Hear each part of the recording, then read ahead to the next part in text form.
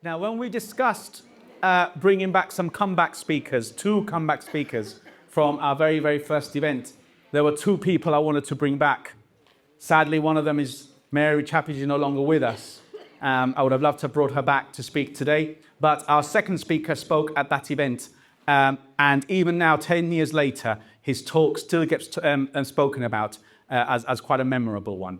He's a true gentleman and statesman. Please welcome on stage Peter Montegriffo.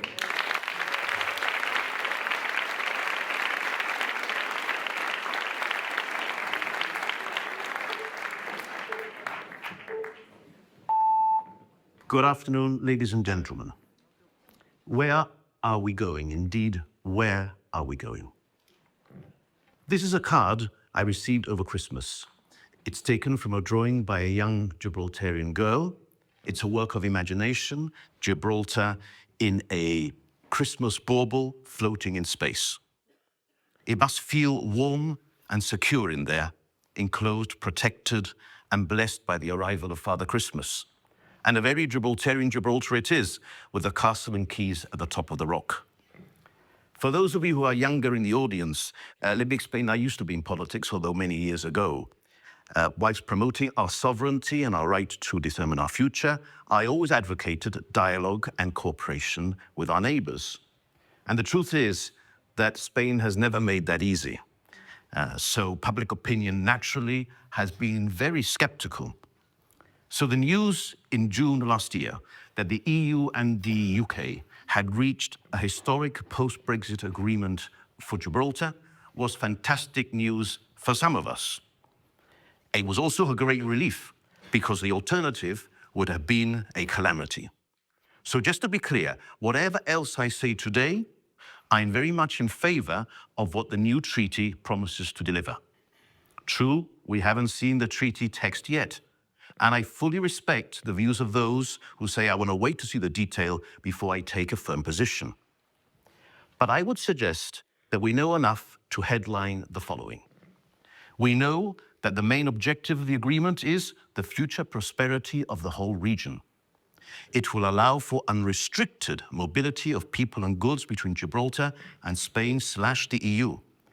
It will mean the complete removal of the frontier fence, involve dual, though separate, Gibraltar and Schengen controls, introduce a new transaction tax on goods imported and sold in Gibraltar, which we heard yesterday will start at 15% and replacing the current import duties.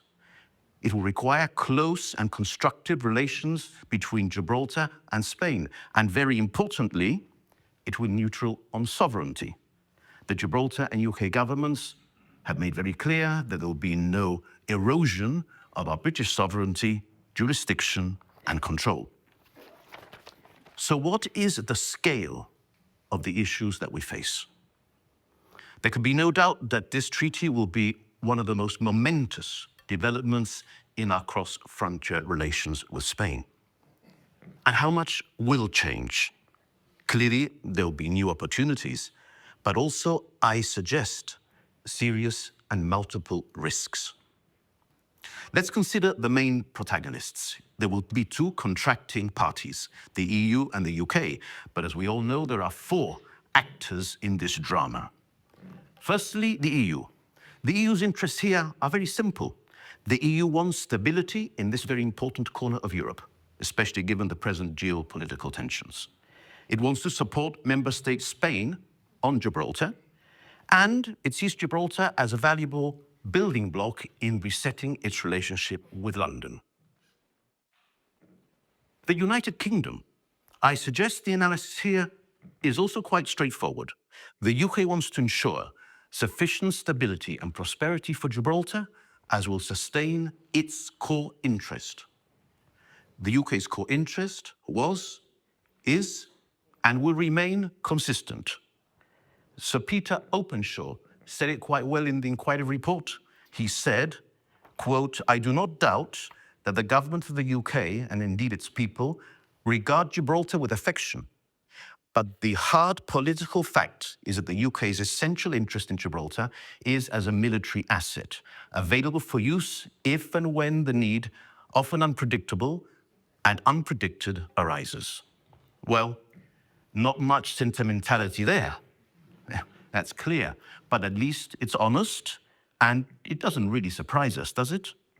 And if the Canadian Prime Minister, Mark Carney, is right, and we are at the end of the old world order, that defense interest is going to become more vital to the UK, to us, and indeed to the whole of Europe. The Kingdom of Spain, well, now things get a little more complicated.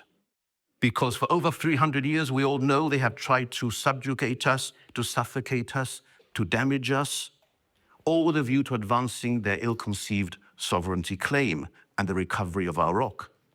We've withstood all manner of pressure, and our fortress legacy makes it easy or helps us to resist those assaults. Minister Alvarez now talks of the treaty as an example of cooperation over confrontation.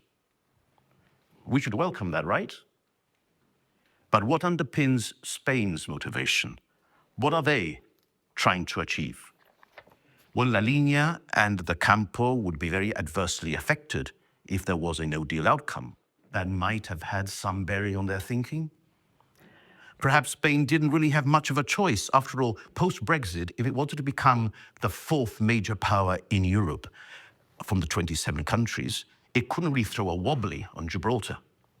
And as we all know, when you have a Spanish left-leaning government, they tend to be less aggressive with us.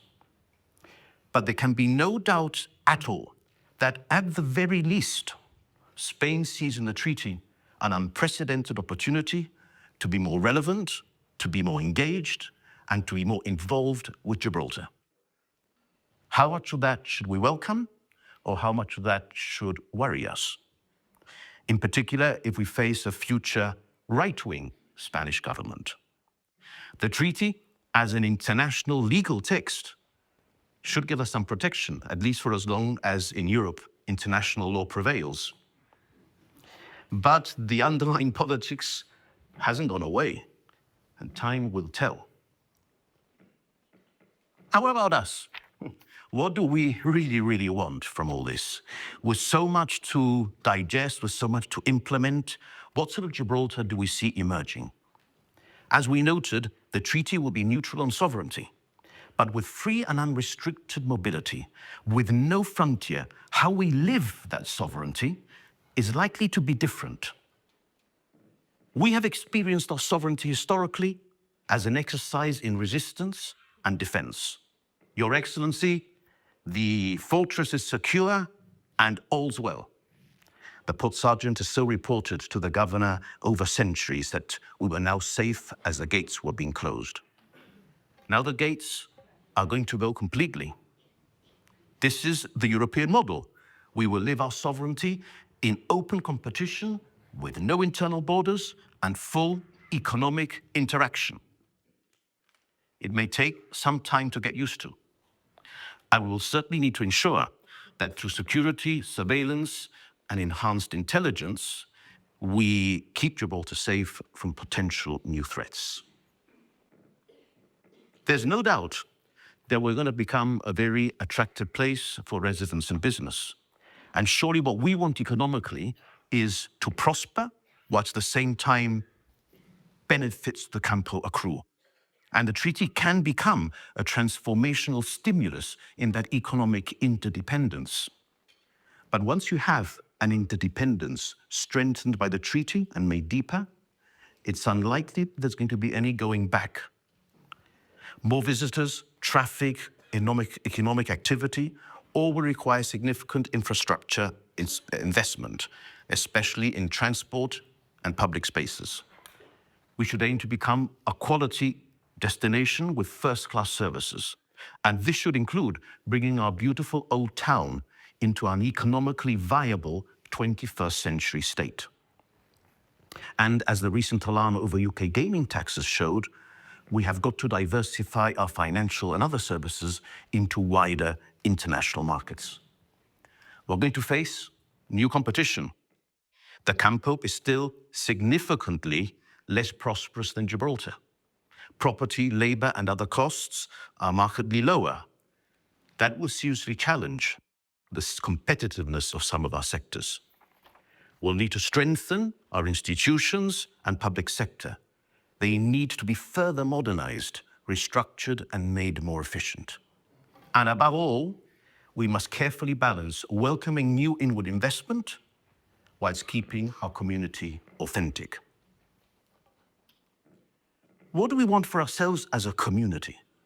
Will complete mobility change our habits and our identity? And how much should we care about that? So much is shifting around us, especially with technology and social media. I think we should care a lot. Really, it will depend on us how much we value the things that make us distinctive.